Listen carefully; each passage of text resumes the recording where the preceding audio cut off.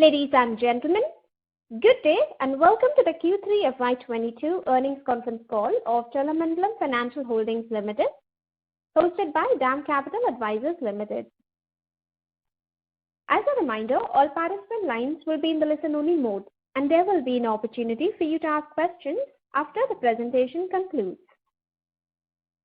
Should you need assistance during the conference call, please signal an operator by pressing star then 0 on your touchtone phone. Please note that this conference is being recorded. I now hand the conference over to Mr. Pritesh Bum from DAM Capital Advisors. Thank you, and over to you, sir. Thank you, Margaret. Good morning. On behalf of DAM Capital, I would like to welcome you to the Q3 FY22 earnings conference call of Cholamandalam Financial Holdings Limited. We will discuss the financial and operating performance of the company and its subsidiaries. From the management team, we have with us today Mr. Sridharan Rangarajan, Director, Cholamandalam Financial Holdings, Mr. Ganesh N, Manager and CFO, Cholamandalam Financial Holdings, Mr. Surya Narayanan V, Managing Director, Chola MS General Insurance, Mr. Venugopalan S, CFO, Cholamandalam MS General Insurance. I would now like to hand over the call to Mr. Sridharan for his opening remarks. Thank you. Thank you. So good morning, and happy to see that the COVID is receding throughout India, and we hope to see this trend continued, and we are all behind this challenging situation once and for all. We have with us Mr. Surya Narayanan, our MD for Chola MS, Venugopalan, our CFO for Chola MS, and Mr. Ganesh, CFO for Chola Financial Holding. We'll just make a quick remark and then we'll open up for question and answers. As usual, I think the company has Chola Finance, NBFC subsidiary, and joint venture with Chola MS and Chola MS Risk Services.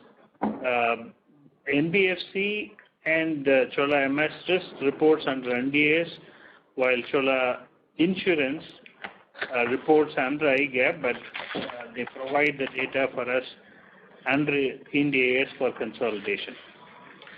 I come to the standalone performance of Chola Financial Holding.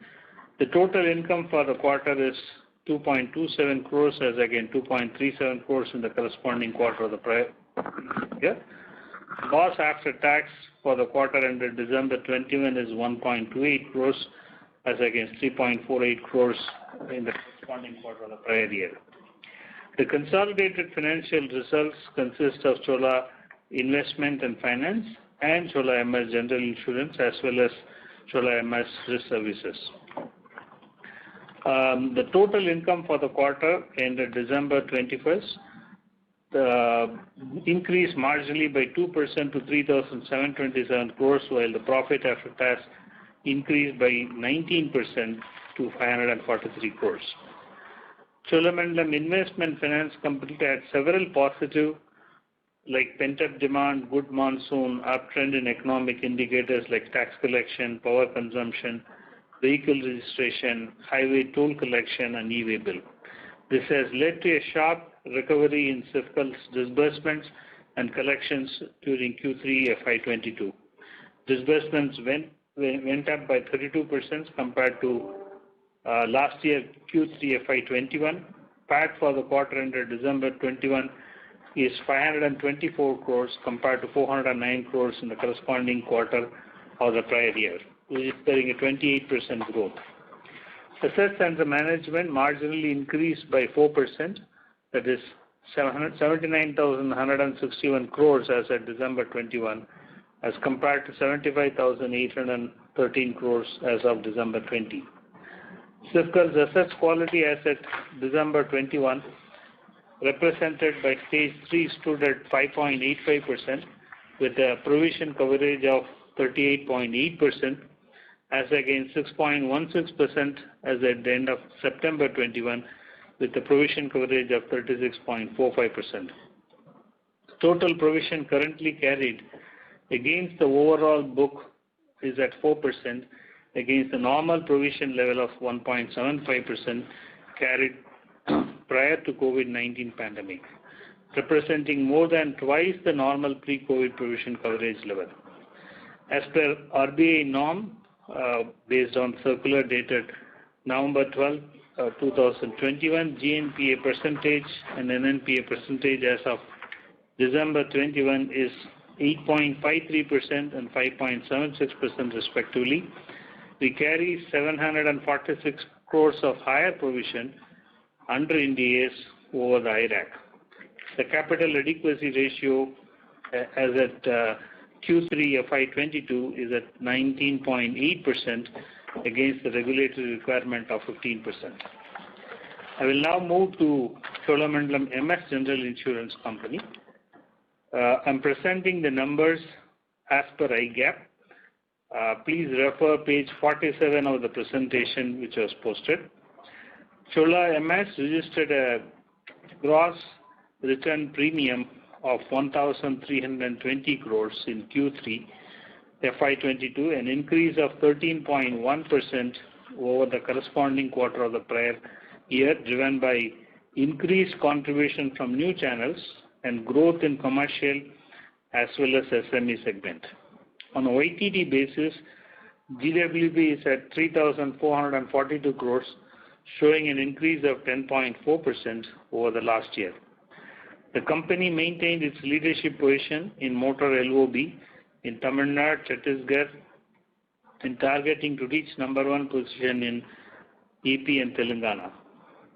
You would note that the YTD profit before tax is 82 crores. This YTD performance is after providing for write-off of deferred acquisition costs as per IRDA advice, rupees 375 crores. We have also a COVID impact of 135 crores, which is offset by the benefits from frequency. Hence, in a way, exceptional impact of 375 crores. This means our normal profit would have been rupees 457 crores instead of the 82 crores as we reported now.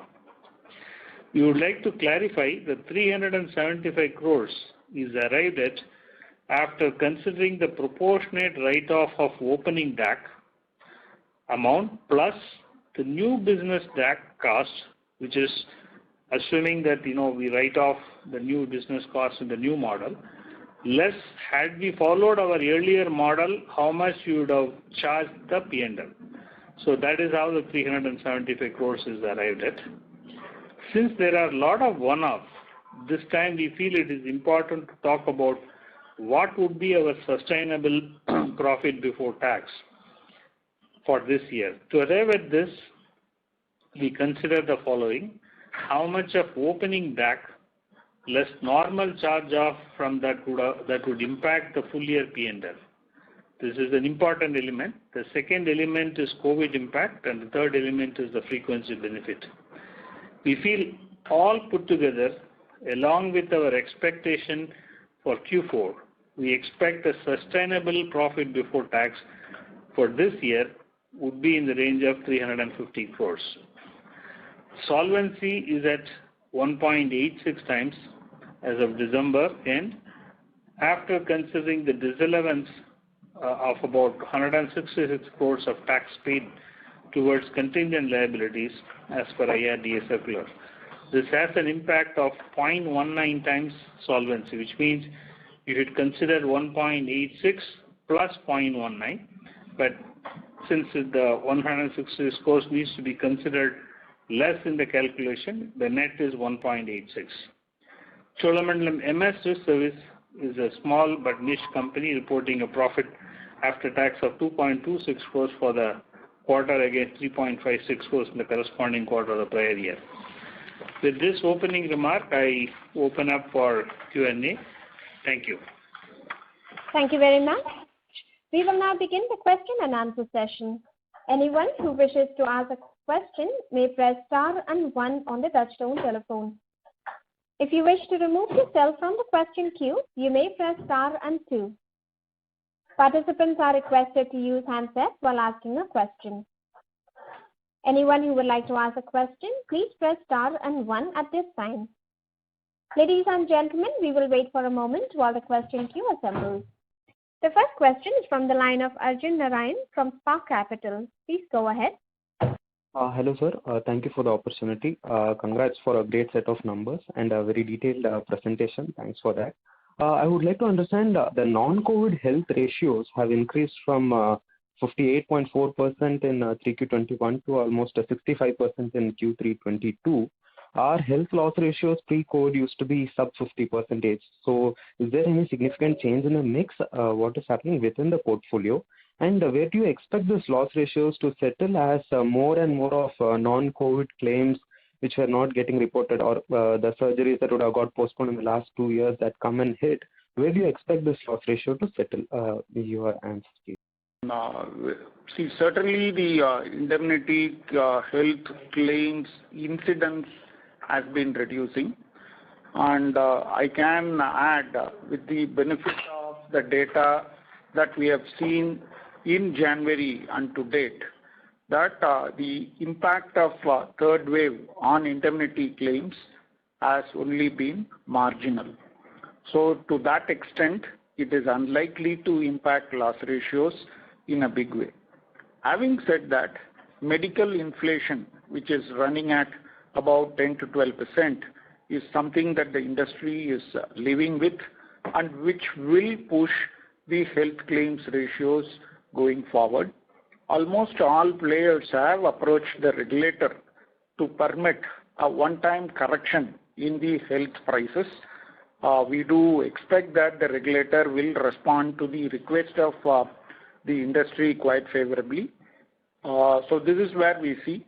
And you talked about the health loss ratio moving from the corresponding quarter to now.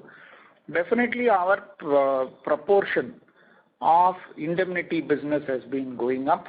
It is also a function of the attachment business versus the indemnity business. As we see a jump and increase in the indemnity business, we will see a sympathetic movement in the loss ratios, which are definitely higher in the indemnity side. And you talked about elective surgeries, yes.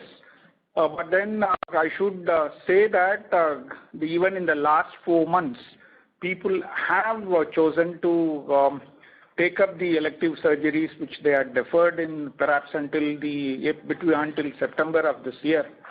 So to an extent, the Q3 numbers factor in the elective surgeries and deferred, and also dengue, which had its impact on Q3, is not expected at least for the next 6 months. You will not have similar hospitalization claims coming in the next 6 months. So we would tend to think that our Q3 loss ratios, which are there in health and PA at about 71.23, Q3, 71, and ex-COVID is at about 65, is by and large sustainable. Thank you, sir.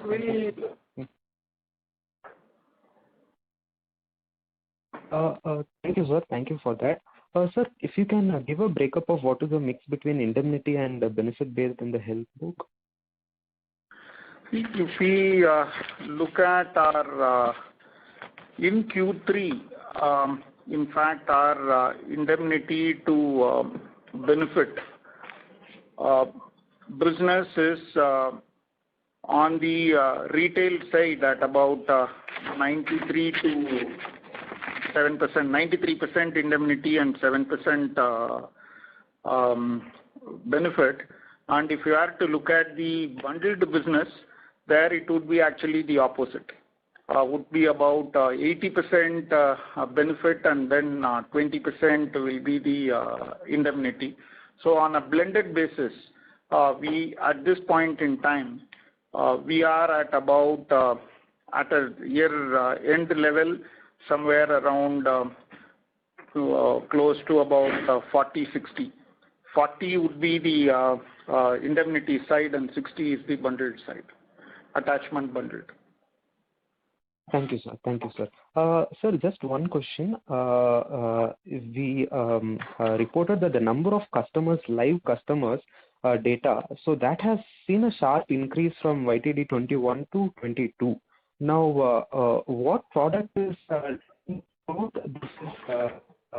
would be the products here? Is it two-wheelers led, or it is an attachment or a bite-size health product? Just to understand what is driving this number of customers. I think our market share in two-wheelers has been rising consistently, which will be there even in the number of customers in the motor side somewhere in the presentation.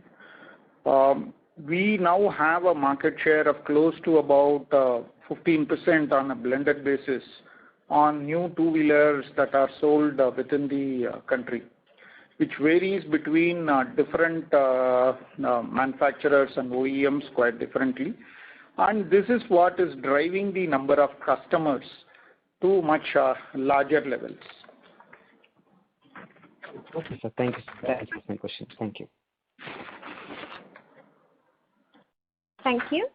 Ladies and gentlemen, you may press star and 1 to ask a question at this time. The next question is from the line of Devansh Nigotia from SIMPL. Please go ahead. Yeah, sir. Thanks for the opportunity. Just a couple of questions. So one is in case of, if you can just elaborate a bit more on the motor insurance, the market share gains that you have seen. Is it largely in two-wheelers or it is happening in the passenger vehicles as well? And what is driving this market share gain? Where are these market share gains coming from? Yeah. See, in motor, we presently have a market share of about 4.9% there. And over the last 30 months plus, what we have been trying to do is actually change the mix of the business. Earlier, we were overweighted on commercial vehicles. And the change that has been coming up steadily is the changing mix towards two-wheelers and cars. Cars now is presently at about 23% roughly. And this is a YTD number. And cars is at 29 and two-wheelers is at about 23. And tractors and other miscellaneous is at about 7. So we are now talking of non-commercial vehicle mix being placed somewhere at about 59% and 41% is the commercial vehicle business. So this is a change, and this is a change. 36 months back, we didn't have much of a presence in two-wheelers, and even our presence in cars was lower. So what has come in is the two-wheeler and cars, and with the reduction in the share of commercial vehicles. So largely, if you can elaborate, what is driving these market share gains? As in, what are we really competing on with the competitors that is helping us gain? Let's say in case of two-wheeler, we have just became 15% of the market share where we were probably not present. So largely, strategically, what are we doing? If you can just throw some light on those soft points, that would be helpful. Yeah. We have now present, we're talking of the two-wheeler space, we are now present in almost all the major OEM tie-ups.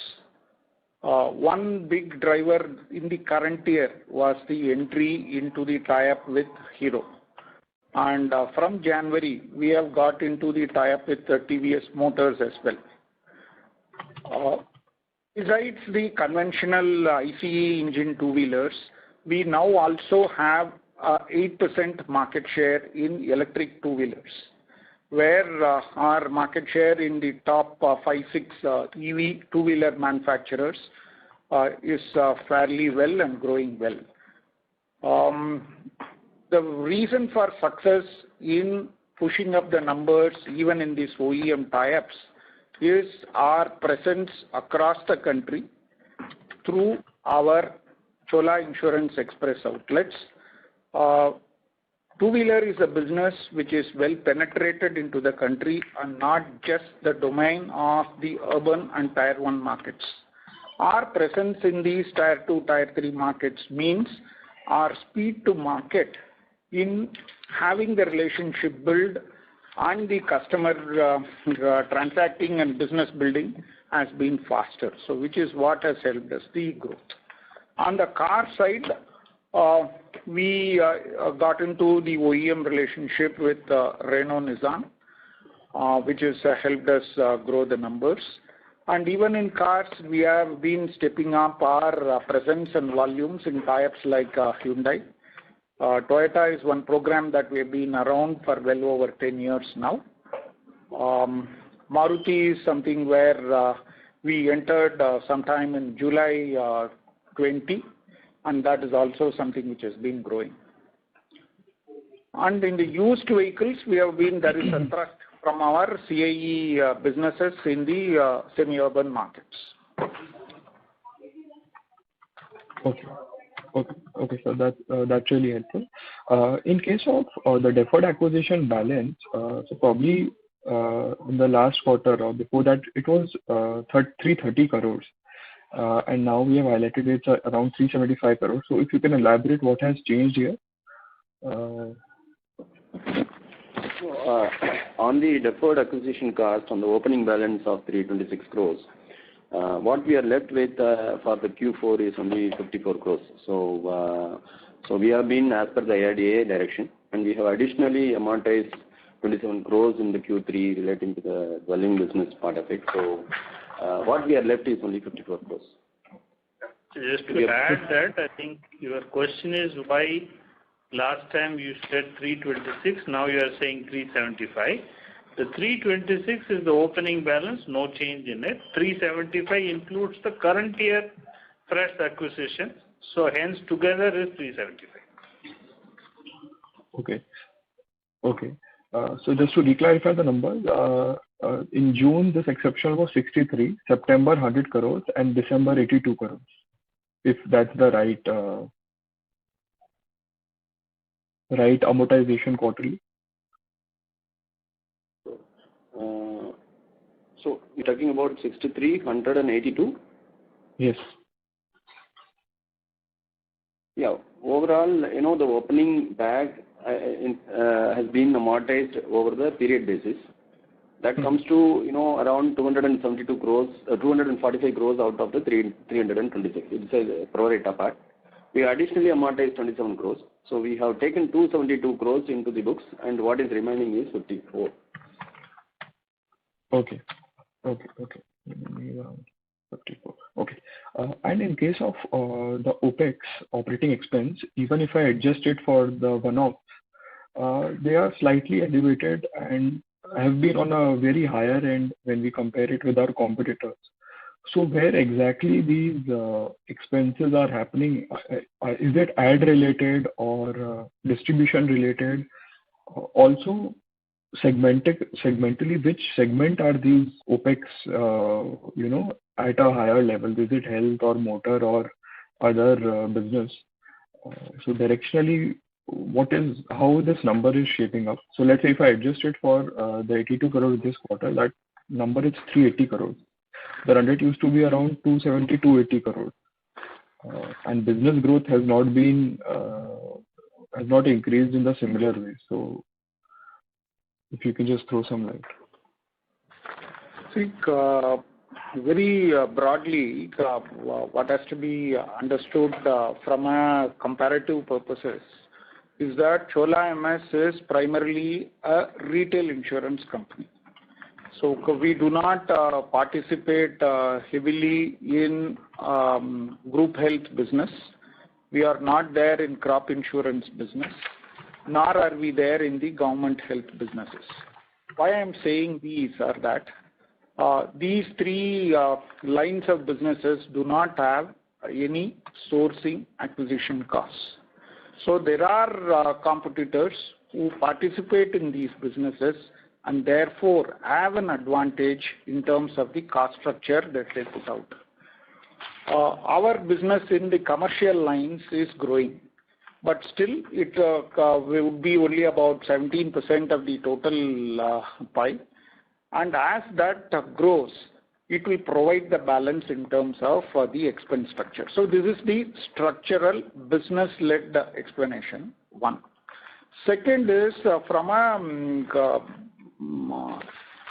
still this is actually the cost structure that we are talking of is the total of the sourcing costs as well as the expenses of management.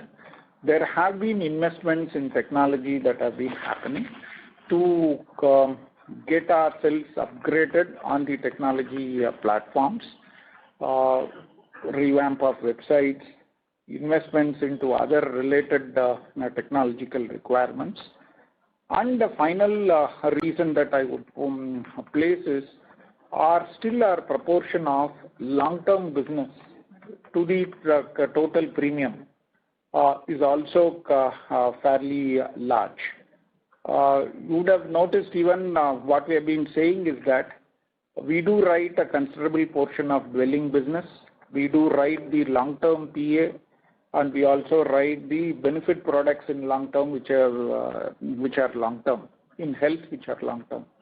So all these mean that in the new dispensation, our cost absorption immediate, even though the benefit by way of earned premium will flow in over the years. Anything, Venu, that you would like to add? We are also growing in the two-wheeler segment, which is also, the long-term policies of 5 years in the new business. Yeah. So, but as our long-term premium, the premium received in advance has also been growing. In subsequent years, as they roll back into the top line, that associated cost benefit will also trickle into the P&L because you have absorbed the cost already. So that is the one advantage that will flow. Thank you. I would request Mr. Nirgotia to rejoin the queue. The next question is from the line of Prateek Poddar from Nippon India Mutual Fund. Please go ahead. Yeah, hi. Thanks, sir.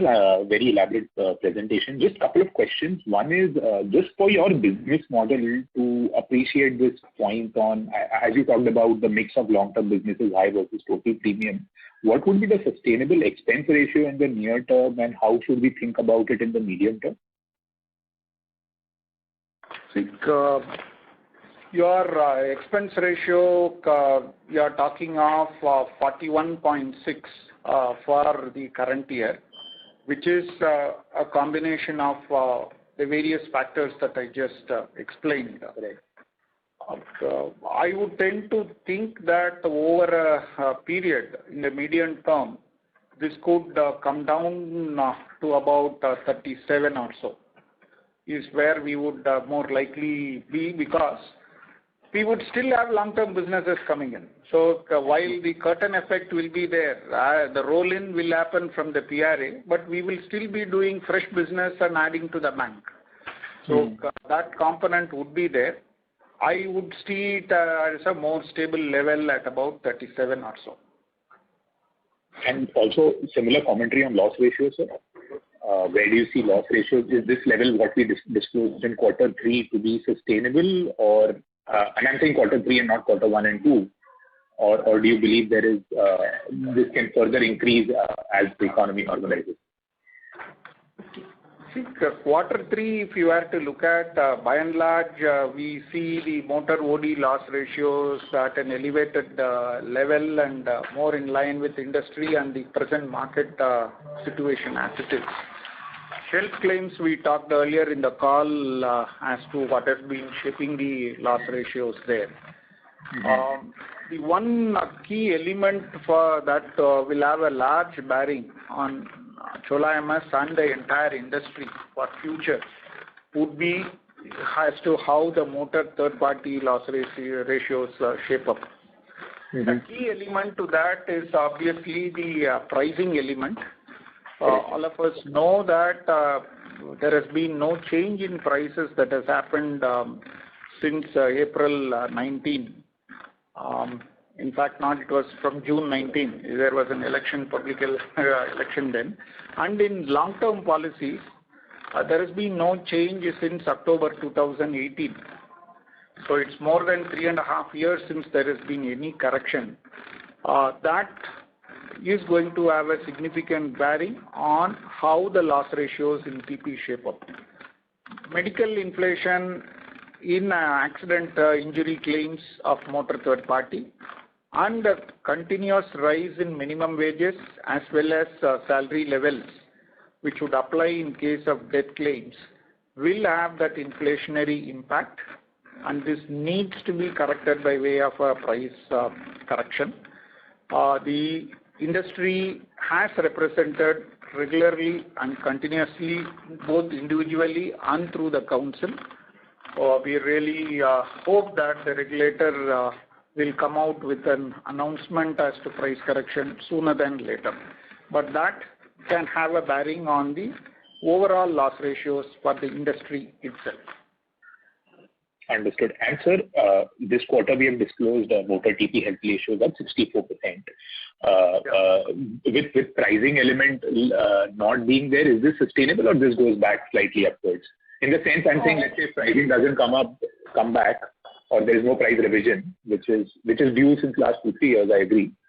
How should I think about the sustainable level over here? Pratik, see, even in earlier calls that we have said that the lockdown benefit, as far as the current year is concerned, we have taken it over a period. We have not really taken the benefit in one shot in May or June when the lockdown was there. To that extent, this 64.13 includes the benefit that has come in and will probably sustain for the Q4. But thereafter, there will be the ones that wears off. You will have a jump back to claims to earlier levels. And that is where it becomes necessary that the price correction happens. Also, just to add, the two-wheeler mix, since it is going up, will help sustain this at a good level. That will help moderate to a larger extent, because definitely the TP loss ratios in cars or two-wheelers are better than in commercial vehicles, and the changing mix should help moderate the TP loss ratios, but the larger impact is absolutely on the price. Sure. And so congratulations again for achieving such high market shares in such a short period of time in motor two-wheelers. Just one more question. Would you look to cap this non-commercial to commercial mix? Because next year mostly, CVs will have a very strong growth, right? So just wanted your thoughts as to how should I look at a sustainable mix on the motor side? I talked about 59% non-CV market share that is there presently. Since the engine of growth will run strongly, and anyway in the current year we have had issues of microchip shortage and consumer demand in two-wheelers holding the growth itself down across the industry. I would tend to place the shift perhaps in favor of CVs as nothing more than a 2 to 3% from current levels. Yes, we do have our financial channels which are still with us, and they can come back with the higher volumes.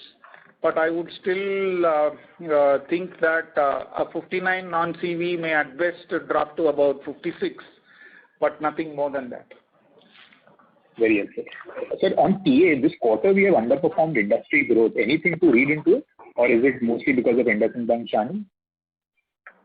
Oh, really, the financial business-led channels which provide the PA attachment business, that has been a general climb down for most insurers. Anyone who is strong on the bank assurance front, you will find that the volumes have been under pressure there on PA. So which is where we are facing that issue as well. But we are adding new levels, and we are clearly hopeful that we should be able to get back to our normal growth levels pretty soon. Really helpful. So, sir, last question on any thoughts on IndusInd Bank, that as a channel, like our captive channel has done very well on a YTD basis on a year-on-year when I compare it year-on-year. But IndusInd plus Toyota, there has been a decline. So how should I think about revival of this channel? It is largely the bank's own present situation in terms of its growth, focus, NPA management, and a whole lot of other things. Presently, their market share with us is at about 10% of our top line. We don't see any significant change in that over the years. Sure, sure. And when does the partnership get renewed, sir, or it comes up for renewal with IndusInd Bank? If you can. If I remember right, it is due sometime in October 23. October 23. Okay. Thanks, sir. Thanks. I'll come back into the question queue and all the best. Thank you. The next question is from the line of Kashyap Pujara from Broadview Research. Please go ahead. Hi, good afternoon, Mr. Sridharan and just Sorry to interrupt you, Mr. Pujara. Your voice is not clear. It's breaking up. What was now? No, it is breaking up, sir. Can you move to a better reception area? Maybe that will help. No. Okay, if I can, so maybe I will take this offline. Thank you. The next question is from the line of Sanket Godha from Spark Capital. Please go ahead. Thank you for the opportunity. Sir, you said that in medium term the OPEX ratio will improve from probably 41% or 45%, 41% plus to 37%. So I just wanted to understand what are the levers which can lead to this improvement. Is it fairly to assume that your contribution of long term to total mix might come up and therefore this will improve, or there are internal operating leverage stories which can play out in the favor of improvement in the ratio, sir? Thanks, Sanket. I did say earlier that this is a ratio which is a combination of several factors. As we keep stepping up on our commercial lines business, where sourcing and the operating costs are lower, it will provide the balance. So that is one element. You would have seen that even over the last 1-2 years, this proportion has been going up, which will continue to grow. It is also reflected in page 48 of the deck, where we are looking at the growth in the fire and other commercial lines of business. Right, sir. Where we are seeing a growth that is faster and higher than the industry, both in the fire and other commercial lines. That is one clear pointer to look at it, which is a key element which will bring the overall cost structure down. And we know that this 41.17, what is reflected here, is a combination of two things. One is the changeover plus the new one. You are absorbing the prior year cost, plus you are changing over to a new regime where you are expensing upfront. So that itself is bound to bring a reduction. So that is the second element. The third element is that reasons we had an overall top line that was more or less sort of rooted to somewhere around 4,400 crores over the last 2 years. This year, we are going to break out for certain from that level. The overall fixed cost absorption capabilities definitely will get better on the OPEX front. So whatever salary increases of last 2 years and general OPEX has also caused this push up to 41.6 on a similar top line. So as this goes past, you are going to have the fixed cost absorption benefit that is also going to trickle down. These are some elements which we believe will help tone down to about 37. And then that will be our first level target. But we are hopeful that we should be able to do slightly better than that as well. Got it, sir. But sir, when you said the prior year cost is being absorbed, but the 320 crores of opening DAC cost is routed through shareholder accounts, not routed through policyholders account. When we calculate our OPEX ratio, or when we calculate our combined ratio, so that benefit will not get. Means that benefit or that pain is not there in that 41.7%, right, sir? Yeah, you were right, Sanket. But there is a two portion to the opening DAC. So there is an element of commission which is routed through the Schedule 3. So to that extent, it is included. Okay, sir. Sir, one more thing. Just wanted to understand that out of the 375 crores of exceptional, which is new DAC, new extra DAC, which you are recognizing, and opening DAC.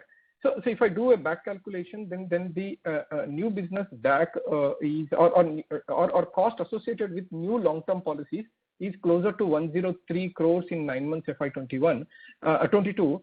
So I just wanted to understand what is the commensurate business you write to when you spend 103 crores to write new long-term policies. Yeah, the new long-term policies, as our MD said about that, clearly fall into the 4 segments. One is about the dwelling business, which we are writing as a part of that. Second is about the personal accident cover, and the third is the health business, which we write on a long-term in the attachment cases, as well as the motor long-term policies. These are all the 4 elements that is coming as a long-term new business cost. And what would be as a percentage of the total 3,000 total premium what we write in 9 months, sir? I mean, just wanted to understand the indicative level, how much long-term contributes to our total premium in the or GWP what we write. Yeah, we feel. See, the question is about the motor business is not coming as a part of the GWP, whereas in the case of other long-term, it is part of the long-term, but it is not coming as a earning. That's the difference in terms of that. So we need to segregate between the non-motor and the motor separately from the point of view of the percentage of long-term. When we talked about the long-term, to give you some idea on the numbers, long-term business booked in the first 9 months is about 478 crores in motor alone, which is not part of the top line. Because IRDA mandates that these remain as premium received in advance and they roll in to premium in subsequent periods over the 4 years in case of two-wheelers and 2 years in case of cars. Right. Besides, after reported top line, I do not have the numbers readily now, but I can safely say that at least 10% of that premium would be the long-term numbers. Clearly. So the 10 premium is dwelling, PA and health put together, right, sir? Yes. Okay, got it, sir. Got it. Perfect. And finally, sir, just wanted to understand, or if you can give for clarity of other investors also, that this seeding what you have done with respect to home dwelling, what is the impact on cost and what is the impact on the revenue? Because if you have seeded to an extended period, then you would have got reinsurance commissions also. So net impact means we know that extra cost was around 27.5 crores.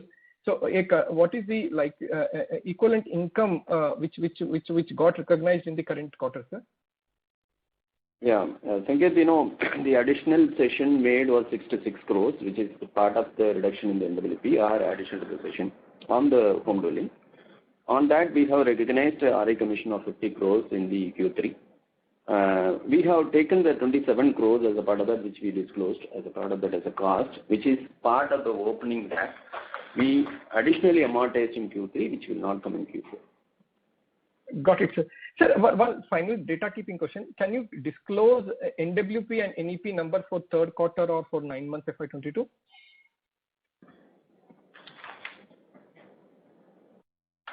It's there, no, Fine, we will start giving it in future. Yeah, actually it's not there in the deck, sir. So that's the. Yeah.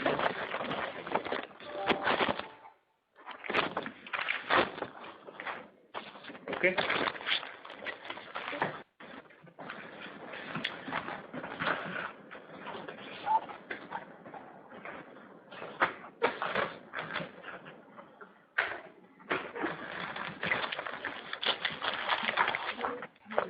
Yes, Sanket, we'll give it in future. Oh, okay, sir. Or otherwise, I'll take this number offline if you don't have it handy right now with you, sir. Okay. Yeah. And just again, little harping on the Pratik's question on the motor TP loss ratio. Finally, if we assume that motor TP price hike doesn't happen, worst case scenario, then given the mix is in the favor of two-wheelers, do we believe that the motor TP loss ratios could be potentially as high as 80% or because before when CV was little higher, we were around 90% plus, and then we saw an improvement over mid 80s with two-wheeler contribution going up, and in a worst case scenario, given the wage inflation and also assuming no price hike. Can we worst case scenario assume that motor TP loss ratio in 23 can go back to 80% kind of a level, sir? So we don't see it going up to 83, but what I'm trying to say is that it cannot be set at 64. So that was the point that I was trying to convey. We are in the process of looking at the way the frequency of accidents have been shaping up over the years. Presently, the actuarial team is working on what could be the right estimate for the current year, and I'm sure we should be able to share our perspective on the same in subsequent calls. Got it, sir. Perfect. That's it from my side. Thank you very much. Thank you. Ladies and gentlemen, you may press star and 1 to ask a question. The next question is from the line of Devansh Nigotia from SIMPL. Please go ahead. Yeah. Sir, thanks a lot for the follow-up opportunity.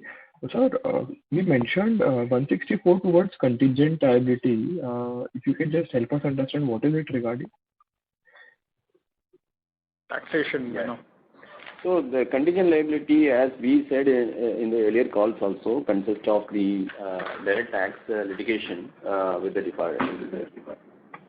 So the contingent liabilities, we have paid tax in protest around 166 crores. That is the element that we have been asked to disallow in the solvency by the regulator, and accordingly we have disallowed those portions also. The element on the impact is 0.19 times. We are at 1.9. Otherwise, it would have been more by almost 0.2. That's one part. And as far as the issue is concerned, we are all confident about all the three issues, IBNR as well as foreign reinsurance, and we have been able to get a favorable decision across the country also.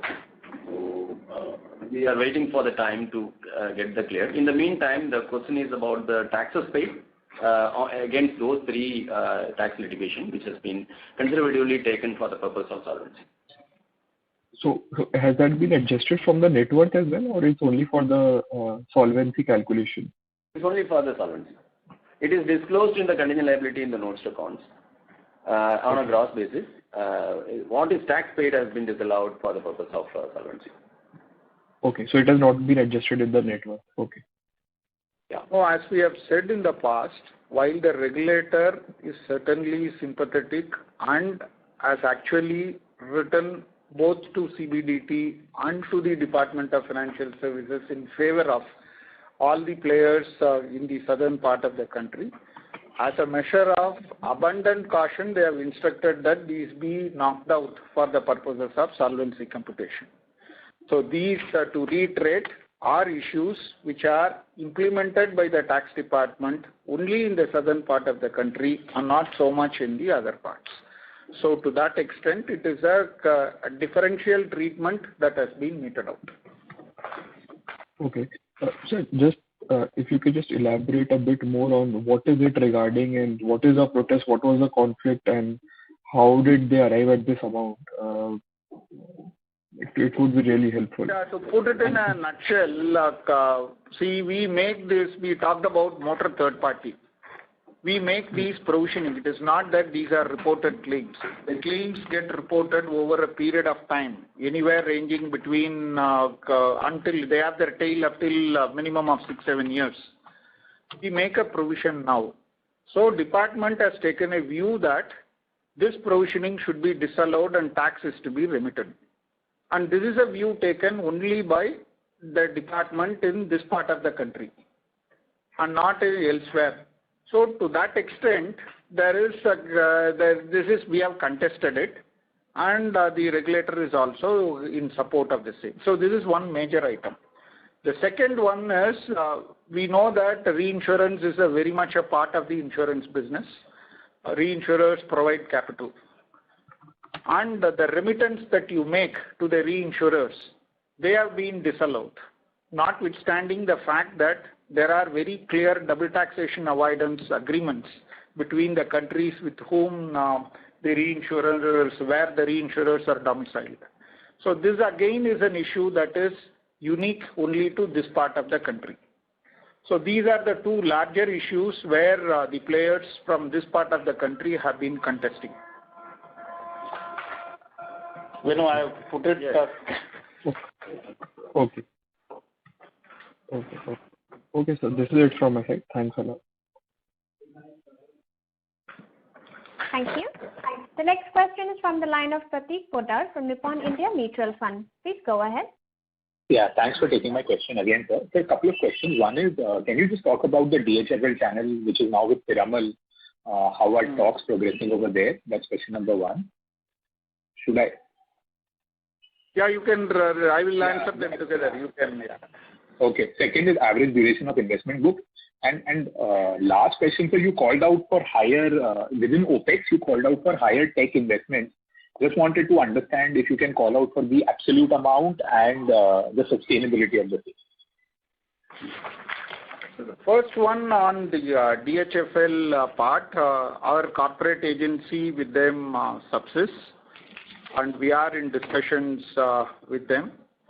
While business hasn't commenced as yet, we are still hopeful that we should be able to resume our business because the corporate agency is still subsisting. So that is, so to speak, it has not been terminated or taken away. So that is where the hope lies. The second one on the investment relating to technology. Over the last 18 months, we've been continuously investing on various aspects of it. On our entire customer journeys relating to health have been revamped. We have invested in RPAs. We have invested on our websites to provide the transacting experience. We have invested in our core ERP platform, where we are transitioning into a cloud-enabled platform. And we are also, in fact, engaged presently in getting into data analytics. So these spends will certainly be there. And our volume growth, which is largely retail, is all supported by setting up middleware platforms which provide the transacting ease and convenience to our various channels. So as a retail business, yes, we have been doing a little more on all of this. We have also invested in an AI-based claims estimation, which should get rolled out pretty shortly. How much is the investment, sir, over here? If you can call that out, like for the first 9 months, and sustainability, will you invest even the next year the same amount? Mr. Poddar, I think we will share once we get a matured state, because we want to do, this is a 3-year program. Yeah. We want to continue that, and then we'll get back to you. No problem, sir. No problem. And lastly, sir, average duration of the investment book? What's the question? Accretion of what? Average duration, sir. Duration of the investment. If you have it handy. Yeah, so duration we are running at currently at about 3.4. And of course, these are, we will be taking opportunities as they come up in the market. We should be, for instance, we did have the spike in the 10-year rates. So when we are carrying a fair amount of liquid investments by way of bank deposits, which is presently at about 10 to 11% of the total book, and is therefore available to seize any opportunity as rates spike to get into a higher yield regime. So that is something that we will do. But even for the longer term, I don't see the duration shifting beyond 3.7, 3.8, which would still be reasonable given the fact that we have a fairly large TP book. Perfect. And sir, one structural question from a future-proof perspective. Today, most of the motor business, at least on new vehicle sales, is originated at the dealer's end. The way business model is being evolved, at least when in the electric vehicle side is, origination, the dealer just takes care of the delivery, whereas the acquisition is done in a D2C way. So from that perspective, how should I think about your growth, or what are your thoughts over there? Here, of course, you might be aware that the regulator has put out a draft motor insurance service provider guidelines, which is calling for some change in the way the motor dealer businesses operate. But these are large thoughts. We will wait to see as to how the operating structure changes in the industry. But as of now, even you talk to the OEMs, you talk to the retail brokers who run this, who manage these dealerships, they are confident that this structure will run in its present form for some time. Sure. Thank you.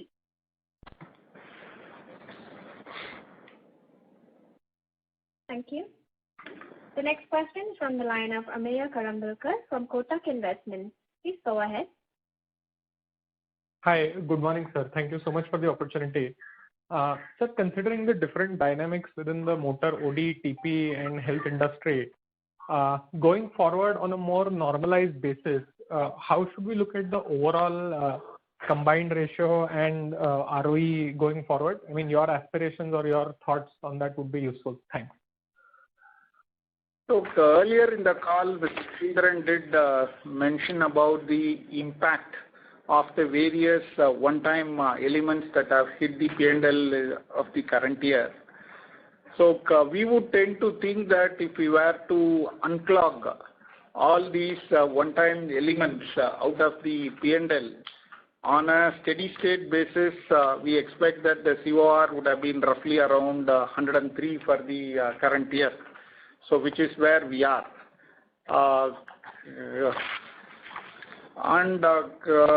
So this gives you an idea of the state of the industry presently.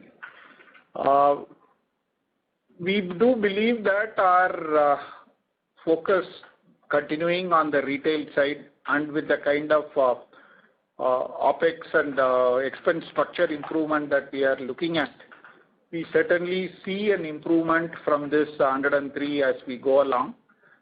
Certainly directionally, yes. But if you are to ask whether you will be a 99 COR or a 100 COR, it is going to be a little tough. Given the various elements in the industry, the kind of discounting that is prevalent, the motor OD loss ratios, the way they have been shaping up. But what we see is directional improvement from this 103% COR. And with the investment book continuing to grow strongly, the overall profitability should improve, and that should impact the ROE quite positively. Perfect. That's very helpful, sir. Thank you so much. I think the current ROE is about 15% on an R. If you readjust whatever we are doing on a OITD basis. Got it, sir. Helpful. Thank you. Thank you. As there are no further questions from the participants, I now hand the conference over to Mr. Pritesh Bumb for closing comments.